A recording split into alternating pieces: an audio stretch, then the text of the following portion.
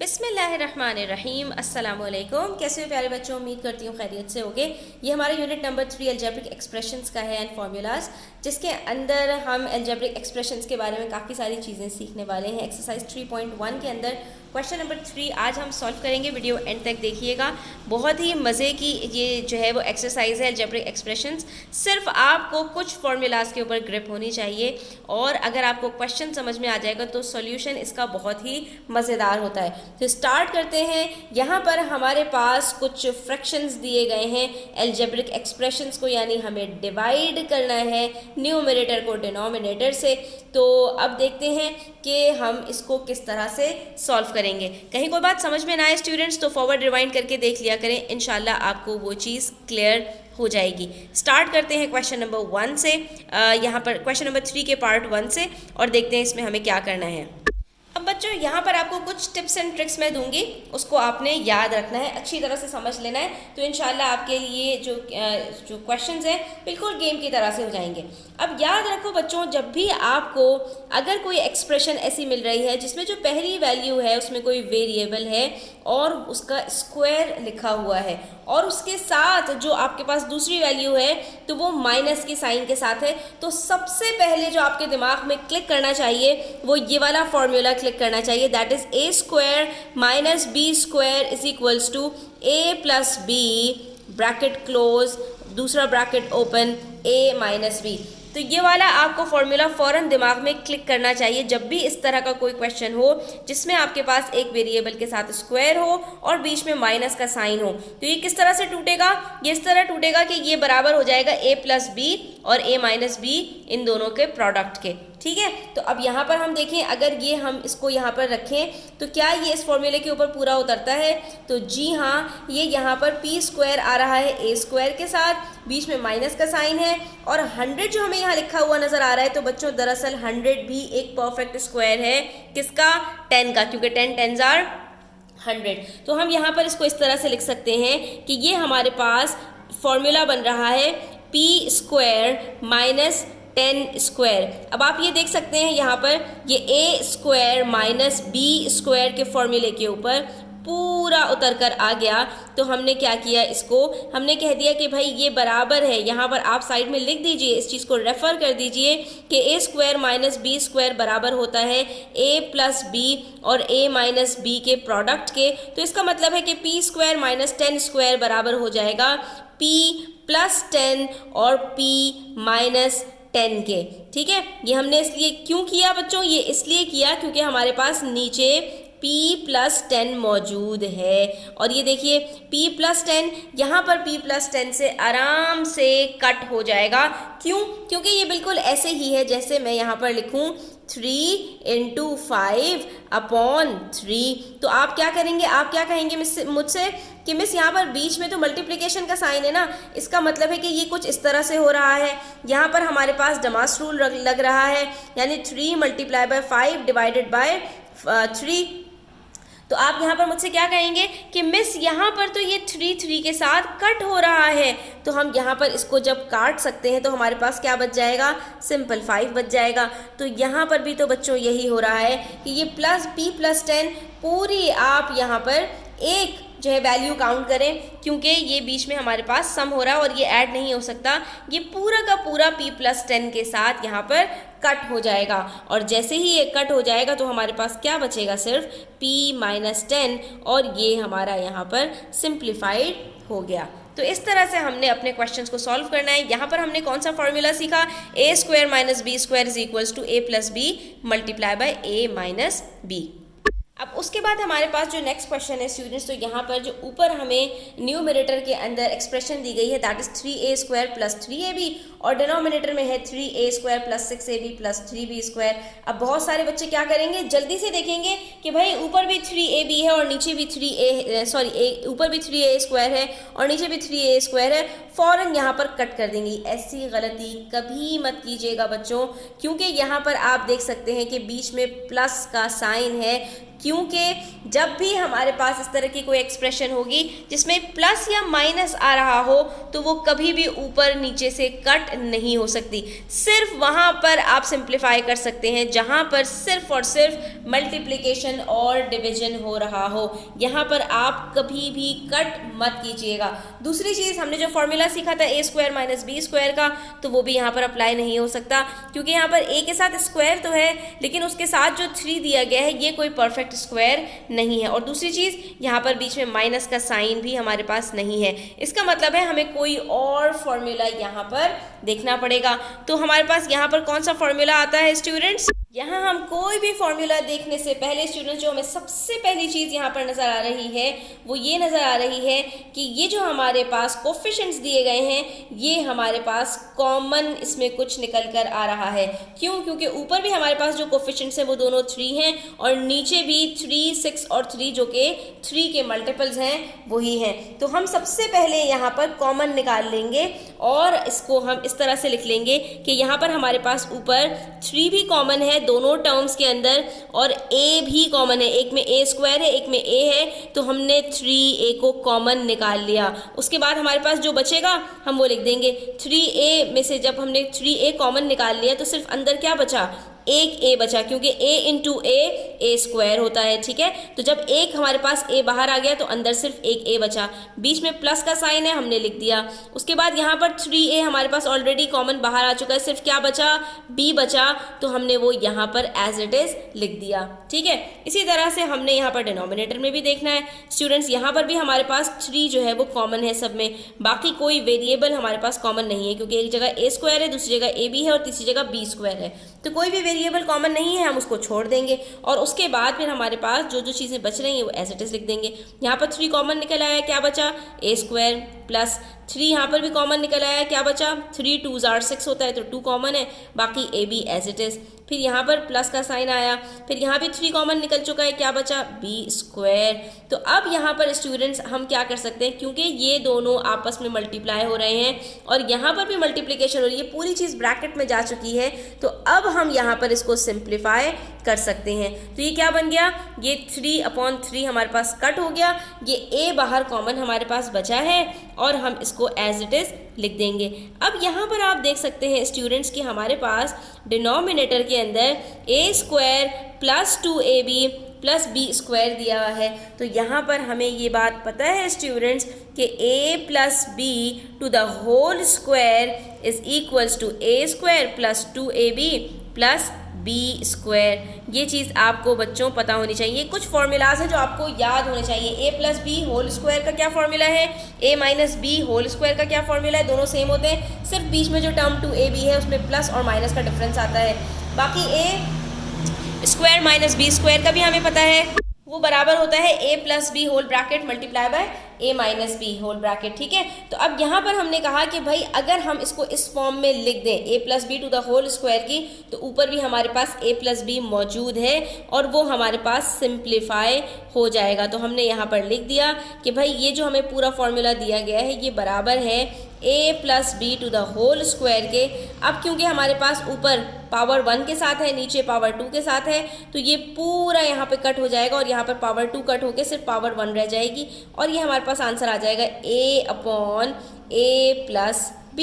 ठीक है, ये बिल्कुल इसी तरह से स्टूडेंट्स के जैसे हमारे पास यहाँ पर लिखा हुआ हो 3/3 स्क्वायर। तो इसका मतलब क्या है, 3/3 मल्टीप्लाई बाई 3 से कट हो गया तो क्या बचेगा 1/3। तो यहाँ पर भी तो हमने यही किया, a प्लस बी ऊपर है, यहाँ पर a प्लस बी स्क्वायर है, तो जब हम इसको कट करेंगे तो यहाँ पर भी हमारे पास यही बचेगा 1/a प्लस बी। ठीक है, आप यहाँ पर रफ वर्किंग के अंदर जो है वो जो आपके कॉन्स्टेंट्स होते हैं उसके साथ करके देख लिया करें तो आपको वो चीज़ क्लियर हो जाएगी। ठीक है स्टूडेंट्स, यहाँ पर हमारे पास आंसर आ जाएगा a प्लस बी और ये हमारा यहाँ पर जो है वो पूरा सॉल्व हो गया। ठीक है स्टूडेंट, इससे आगे मज़ीद ये सिंप्लीफाई नहीं हो सकता। इसी तरह क्वेश्चन नंबर 3 देखिए स्टूडेंट्स, अब यहाँ पर भी हमारे पास बीच में मल्टीप्लिकेशन का साइन है, तो हम सबसे पहले कॉमन निकालने की कोशिश करेंगे, क्योंकि यहाँ पर हमें ऊपर a कॉमन नज़र आ रहा है और नीचे हमें 2 कॉमन नज़र आ रहा है। ठीक है, तो हमने इसको तो एज इट इज़ लिख दिया a माइनस बी और ये a प्लस बी। ठीक है, क्योंकि यहाँ पर ये कुछ भी नहीं हो सकता। बीच में अलबत्ता यहाँ मल्टीप्लिकेशन का साइन है, हमने मल्टीप्लिकेशन का साइन लगाया और ऊपर से हम कॉमन निकाल लेंगे। सबसे पहले आपने कॉमन ही निकालना होता है स्टूडेंट्स। ठीक है, अब यहाँ पर a स्क्वायर है हमारे पास, a कॉमन निकल रहा है क्योंकि यहाँ पर सिर्फ एक a है, तो यहाँ पर अंदर क्या बच जाएगा, एक a बच जाएगा, क्योंकि a इंटू ए स्क्वायर होता है। फिर प्लस का साइन है बीच में और a भी बचा, तो इसके अंदर से a कॉमन निकल आया, बाकी क्या रह गया, सिर्फ p रह गया। इसी तरह से नीचे हम कॉमन निकाल लेंगे, 2 हमारे पास कॉमन है, बाकी और कोई चीज़ कोई वेरिएबल कॉमन नहीं है, तो 2 हमने कॉमन निकाल लिया। अब यहाँ पर बचा a स्क्वायर और यहाँ पर हमारे पास बीच में माइनस का साइन है स्टूडेंट्स। ठीक है, और ये हमारे पास बच गया b स्क्वायर। अब यहाँ पर आप गौर से देखिए स्टूडेंट्स कि हम यहाँ पर क्या कॉमन निकाल चुके हैं, a और 2, तो हम यहाँ इसको अलग कर देंगे, क्योंकि बीच में मल्टीप्लिकेशन का साइन है, तो ये उठकर सबसे पहले आ गया और ये नीचे जो हमारे पास 2 है ये भी अलग हो गया। उसके बाद हमारे पास यहाँ पर है a माइनस बी, अब ये पूरा हमारा ये चल रहा है। ठीक है, और नीचे हमारे पास क्या है, a प्लस बी। इसी तरह से अब यहाँ पर हमारे पास क्या है, a प्लस बी। अच्छा, अब सारी टर्म्स आपस में मल्टीप्लाई हो रही हैं, इस चीज़ का आपने ध्यान रखना है, क्योंकि सब टर्म्स आपके पास यहाँ पर ब्रैकेट के अंदर हैं। सही है, तो हम यहाँ पर सिंप्लीफाई कर सकते हैं। और यहाँ पे क्या बच रहा है हमारे पास, a square minus B square, तो फ़ौरन याद आ गया a square minus B square तो बराबर होता था किसके, a प्लस बी और a माइनस बी के। ये फॉर्मूला आपको इन प्रैक्टिस करने में ही याद हो जाएगा स्टूडेंट्स। ठीक है, तो अब हमने क्या किया, हमने इसको भी ओपन कर दिया यहाँ पर, a प्लस बी और a माइनस बी। इसको करने से हमें क्या फ़ायदा होगा, अभी ये देखिए। ठीक है, हमने ये फॉर्मूला क्यों खोल दिया, क्योंकि यहाँ पर हमारे पास ऊपर a माइनस बी दिया हुआ है। ठीक है, अब ये a प्लस बी और नीचे a प्लस बी से कट हो सकता है, क्योंकि आप बीच में देख सकते हैं कहीं पर भी प्लस माइनस नहीं है, सारी टर्म्स ब्रैकेट के अंदर इनक्लोज्ड हैं। तो ये हमने एक a प्लस बी उठाया, एक a प्लस बी से कट कर दिया। इसी तरह से एक a माइनस बी उठाया, दूसरे a माइनस बी से कट कर दिया। तो अब हमारे पास सिर्फ बच क्या रहा है, हमने वो उठाकर लिख देना है। ऊपर हमारे पास बचा a और कुछ भी नहीं बचा, और नीचे हमारे पास क्या बच रहा है स्टूडेंट्स, 2 कॉमन था वो बचा है, और बाकी बच रहा है हमारे पास a प्लस बी। तो ये हमारा यहाँ पर आंसर हो जाएगा, क्योंकि मज़ीद कुछ भी सिंप्लीफाई नहीं हो सकता। अब ये जो ग्रिप है स्टूडेंट्स, ये आपको प्रैक्टिस करने से ही आएगी। सिर्फ 2 चीज़ों का आपने ध्यान रखना है, एक ये कि आपको ये पता होना चाहिए कॉमन हमें तब लेना है जब हमारे पास कोई चीज़ ब्रैकेट के अंदर बहुत सारी टर्म्स के साथ हो। ठीक है, टर्म्स किसको कहते हैं, बीच में प्लस माइनस का साइन आ जाए। सही है, और सिंप्लीफिकेशन हम तब कर सकते हैं जब हमारे पास सिर्फ मल्टीप्लाई और डिवीजन हो रहा हो, बीच में प्लस माइनस ना हो, तो हम वहाँ पर न्यूमरेटर और डिनोमिनेटर को सिंप्लीफाई कर सकते हैं। तीसरी चीज़, फार्मूलाज के ऊपर ग्रिप होनी चाहिए। 3-4 फार्मूलाज आपको बहुत अच्छे पक्के पक्के याद होने चाहिए, तो इन क्वेश्चंस को सॉल्व करना कुछ भी मसला नहीं है। पार्ट 4 देखिए, इसके अंदर हमें कुछ भी कॉमन नज़र नहीं आ रहा, अलबत्ता हमें 2 स्क्वायर नज़र आ रहे हैं, एक ब्रैकेट के बाहर और दूसरा एक टर्म के ऊपर। ठीक है, और इनके बीच में माइनस का साइन भी है, तो फ़ौरन वो क्लिक कर जाना चाहिए आपके दिमाग में a square minus B square के।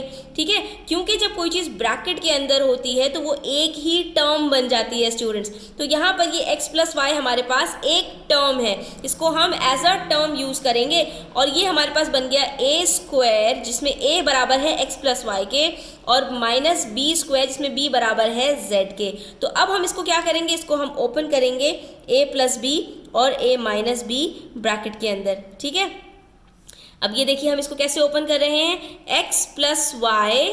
ठीक है, और ये हमारे पास क्या है, ब्रैकेट में इनक्लोज कर दिया, प्लस z। ठीक है, अब इसके अंदर आप कर्ली ब्रैकेट्स लगा दीजिए ताकि आपको कोई कंफ्यूजन ना हो। ये क्या बन गया, a प्लस बी। बिल्कुल इसी तरह से हमने कर्ली ब्रैकेट के अंदर दूसरा करना है, a माइनस बी। अब ये देखिए मैंने गलती से a लिख दिया, यहाँ पर क्या आएगा, x प्लस वाई, यानी ये a हो गया, माइनस b क्या है हमारे पास, z है, और ये हमारा कर्ली ब्रैकेट क्लोज। ठीक है, अब ये देखिए आप बिल्कुल इसी फॉर्म में आ गया है, a plus B a minus B के, जैसा कि हमारे पास फॉर्मूले में होता है। ठीक है, नीचे हमने एज इट इज छोड़ देना है, that is x plus Y plus Z, क्योंकि इसमें ना कुछ कॉमन है ना कोई फॉर्मूला लग सकता है, तो हमने इसको हाथ नहीं लगाना। अब हम क्या करेंगे, ब्रैकेट्स को सॉल्व कर लेते हैं। यहाँ पर ये ब्रैकेट हमारा खुल जाएगा और ये क्या बन जाएगा, x plus Y plus Z. ठीक है, कर्ली ब्रैकेट हट गया, ये पूरे में आ गया ब्रैकेट। दूसरी तरफ x plus Y minus Z. ठीक है, अब आप देख सकते हैं कि एक पूरा ब्रैकेट नीचे वाली टर्म के साथ हमारे पास कॉमन हो रहा है। इसको भी अगर मैं ब्रैकेट में कर दूं स्टूडेंट्स, तो आप ये देख सकते हैं जो पहली टर्म हमारे पास है ये दोनों एग्जैक्टली सेम है, बीच में मल्टीप्लिकेशन है, डिवीजन है, तो ये पूरी की पूरी यहाँ पर हमारे पास जो एक्सप्रेशन है ये कट हो जाएगी और हमारे पास सिर्फ जो दूसरी एक्सप्रेशन है वो बचेगी, that is X plus Y minus Z. तो कितना सिंपल क्वेश्चन था स्टूडेंट्स। हमने देखा कॉमन कुछ नहीं था, उसके बाद हमें एक फॉर्मूला नजर आया, हमने उस फॉर्मूले के तहत इसको सॉल्व किया और 2 स्टेप्स में ये हमारा क्वेश्चन सॉल्व हो गया।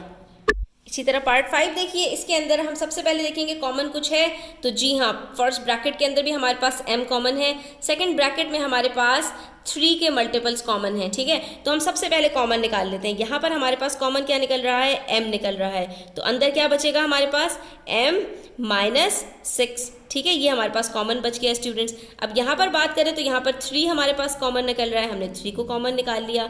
जब हमने 3 को कॉमन निकाला तो अंदर क्या बचा, 3 कट हो गया, बाकी बचा m, बीच में प्लस का साइन है और उसके बाद 3 के टेबल में 15 कब आता है, 3 5 are 15, तो ये हमारे पास यहाँ पर कॉमन निकल कर आ गया। दूसरी तरफ हम देखें स्टूडेंट्स, जो डिनोमिनेटर में भी हमारे पास 2 कॉमन है, क्योंकि 2 के टेबल में 2 भी आता है और 12 भी आता है, तो 2 हमने यहाँ पे कॉमन ले लिया। अब क्या बचा, अंदर बचा यहाँ पर m, यहाँ बीच में माइनस का साइन है, माइनस लगाया, 2 के टेबल में 12 कब आता है, 2 6 are 12, और ये हमारे पास यहाँ पर टर्म्स आ गए।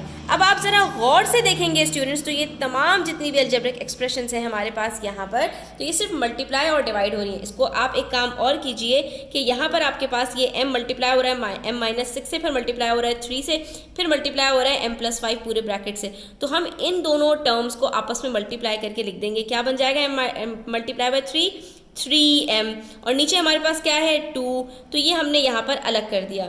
उसके बाद हमारे पास बच्चों क्या बचता है, हमारे पास बच जाता है ऊपर m माइनस 6 और दूसरा ब्रैकेट है m प्लस 5, और नीचे हमारे पास बस एक ब्रैकेट है m माइनस 6। अब आप देख सकते हैं क्योंकि सिर्फ मल्टीप्लिकेशन और डिवीजन हो रहा है, तो ये m माइनस 6 को हम एज इट इज़ यहाँ पर कट कर देंगे। ठीक है, तो सिर्फ क्या बचा हमारे पास 3m bracket open m plus 5 bracket close upon 2, ये हमारे पास यहाँ पर स्टूडेंट्स आंसर आ जाएगा। ठीक है, क्योंकि मज़ीद सिंप्लीफाई नहीं हो सकता, ना ये नंबर्स आपस में सिंप्लीफाई हो सकते हैं और ना ही कोई और टर्म यहाँ पर हमारे पास मज़ीद सिंप्लीफाई हो सकती है। उसके बाद बारी आती है पार्ट 6 की, तो थोड़ा सा ये ट्रिकी कर दिया क्वेश्चन इन्होंने स्टूडेंट्स, क्योंकि जाहिर है वो आपकी नॉलेज को भी चेक करना चाह रहे हैं। तो बच्चों यहाँ पर अगर अब आप गौर से देखिए तो ना तो कोई टर्म हमारे पास कॉमन नज़र आ रही है, क्योंकि ऊपर भी हमारे पास 2 वेरिएबल्स के साथ हैं और तीसरी टर्म में कोई वेरिएबल नहीं है, इसी तरह से नीचे भी है, और उसके बाद फिर हम कोई फार्मूला लगाना चाहें तो अभी तक जो फार्मूलाज हमने पढ़े हैं उसमें से भी कोई एप्लीकेबल नहीं है यहाँ पर।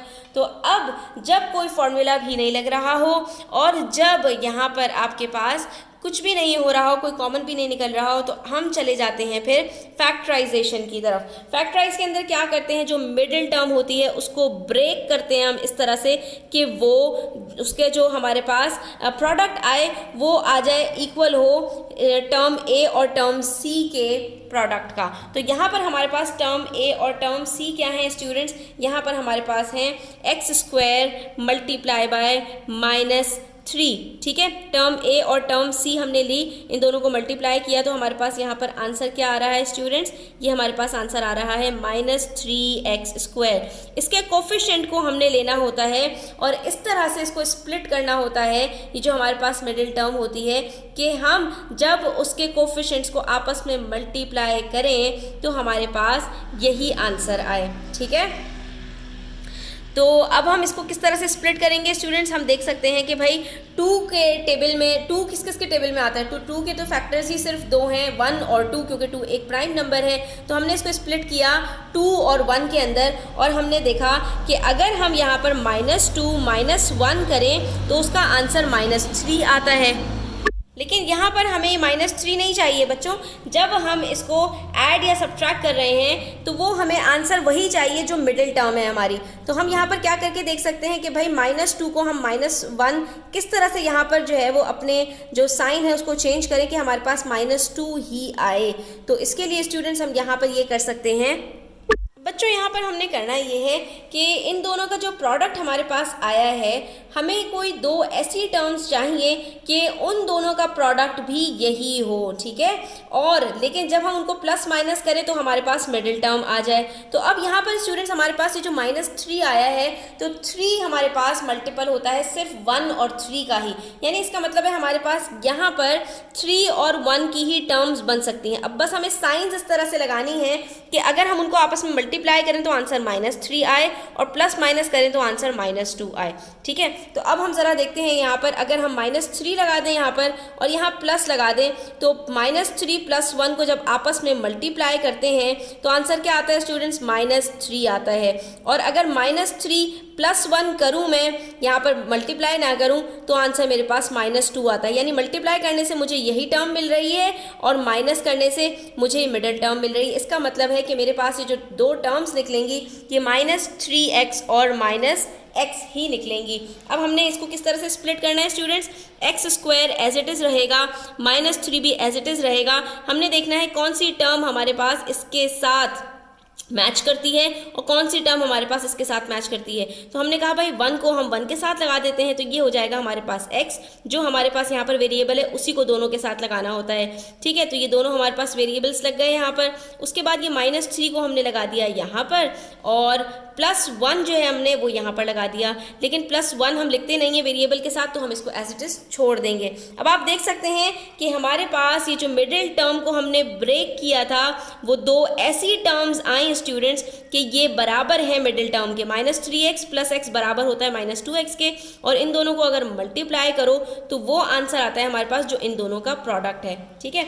ऐसा करने से हमें क्या फ़ायदा होगा, अभी ये देखिए आप यहाँ पर। इसी तरह से बच्चों हमारे पास नीचे जो टर्म्स दी गई हैं, जो एक्सप्रेशन दी गई है, उसको भी हमें फैक्टराइज करना पड़ेगा। अब यहाँ पर भी आप देख सकते हैं कि जो हमारे पास a और c टर्म्स हैं, इसको मल्टीप्लाई करने से आंसर आता है -2, ठीक है। यहाँ +1 है, यहाँ -2, तो हमें कोई ऐसी टर्म चाहिए कि जो मिडिल टर्म ब्रेक करें तो भी आंसर -2 ही बने, ठीक है। तो यहाँ पर हमारे पास बीच में -1 है स्टूडेंट्स, तो अगर हम यहाँ पर इस तरह से कर दें -2 + 1, तो इसका आंसर क्या आता है -1, जो कि मिडिल टर्म है हमारे पास। और अगर इन दोनों को मल्टीप्लाई करें -2 + 1, तो आंसर आता है -2, जो कि इन दोनों का प्रोडक्ट है। तो इसको भी हम स्प्लिट करेंगे इसी तरह से कि x² हमने एज इट इज़ लिख दिया, -2 हमने एज इट इज़ लिख दिया। अब इन दोनों टर्म्स की बारी है, बीच में x है तो यहाँ पर हमारे पास x आएगा, ठीक है। और यहाँ पर -2 तो हम -2 इधर लिख देते हैं, और +1 तो +1 हमने इधर लिख दिया। ये भी हमारे पास यहाँ पर मिडिल टर्म ब्रेक हो चुकी है। अब हम इसको आगे सॉल्व करेंगे स्टूडेंट्स। तो पहली दो टर्म्स के अंदर हमारे पास x कॉमन है, हमने x को कॉमन ले लिया, अंदर हमारे पास बचेगा x + 1, ठीक है। दूसरी दो टर्म्स के अंदर हमारे पास -3 कॉमन है, हमने -3 को कॉमन ले लिया, अंदर क्या बचेगा हमारे पास x। अब यहाँ पर -3 भी यहाँ पर भी कॉमन है, तो यहाँ पर क्या बचेगा सिर्फ +1। अब ये जो दोनों टर्म्स हैं ये आपके पास इक्वल होनी चाहिए, तभी आपने इसका मतलब है सही टर्म्स निकाली। इसी तरह से नीचे देखिए तो यहाँ पर भी हमारे पास दो टर्म्स कॉमन निकल आई, हमने इनको कॉमन ले लिया, इसमें x कॉमन है, अंदर क्या बचा x + 1। और यहाँ पर -2 कॉमन है स्टूडेंट्स, -2 कॉमन लिया, अंदर क्या बचा हमारे पास x, यहाँ पर भी -2 कॉमन है, तो क्या बचा अंदर +1, ठीक है, क्योंकि -2 को +1 से जब मल्टीप्लाई करोगे तो -2 ही आंसर आएगा। अब हमने क्या करना है, इसको अपने एल्जेब्रिक एक्सप्रेशंस को अलग कर लेना है। ये x + 1 दोनों में कॉमन है, ये एज इट इज़ आ गया, और उसके बाद जो टर्म्स बाहर हैं वो हमारे पास आ गई x - 3। इसी तरह से नीचे है x + 1 कॉमन है, ये एज इट इज़ आ गया, और ये जो बचा है x - 2, तो ये हमने ब्रैकेट के अंदर लिख दिया इस तरह से। ऐसा करने से फ़ायदा क्या होगा स्टूडेंट्स कि ये x + 1 यहाँ पर हमारे पास कॉमन आ गया, बीच में मल्टीप्लिकेशन हो रहा है, ये आपस में कट हो गए, और आखिर में बच जाएगा आपके पास x - 3 upon x + 2। I know students कि ये थोड़ा सा ट्रिकी है, लेकिन ये जब हम बार बार प्रैक्टिस करते हैं तो ये चीज़ हमें इंशाल्लाह क्लियर हो जाएगी। हम इंशाल्लाह इस तरह के मज़ीद क्वेश्चंस करते रहेंगे। आई होप स्टूडेंट्स से आपको मज़ा आया होगा, वीडियो अच्छी लगी है तो लाइक कीजिएगा। इस तरह की मज़ीद वीडियोज़ देखने के लिए चैनल को सब्सक्राइब कीजिएगा और अपने फ्रेंड्स के साथ शेयर कीजिएगा ताकि ज़्यादा से ज़्यादा बच्चे इससे फ़ायदा उठा सके। अपना ख्याल रखिएगा। अल्लाह हाफ़िज़।